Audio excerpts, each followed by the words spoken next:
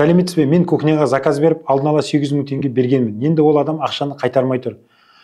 Я кухня дайын болмады, я ақшаны бермейді, бір ай мерзімде дайындап беремін деген 3 ай болды. Енді мұндай жағдайда жаңа жасаған төлемдеріңіздің дәлелдерін бәрін жинақтаңыз. Мына WhatsApp нөміріне жазыңыз: 8778 416 1465. Сөйтіп кеңеске тіркеліңіз.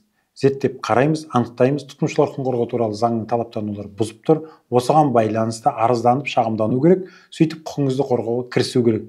Қазір сіз қазір демей ақ қойын, ертең таңертең соларға қайтадан WhatsApp-қа жазыңыз.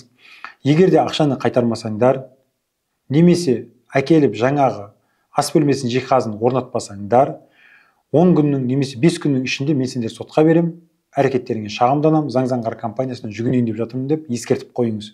Мүмкін осымен де мәселеңіз шешіледі.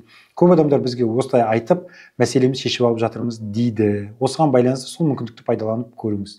Одан нәтиже шықпаса, онда бізге жазасыз WhatsApp нөміріне жаңа айтқан. Сосын біз кірісіп, тұтынушылар құқығын қорғау туралы заңның шеңберінде әрекет жасаймыз. Сөйтіп сотқа жүгініп, ақшаңызды өндіруге барлық мүмкіндікті жасаймыз.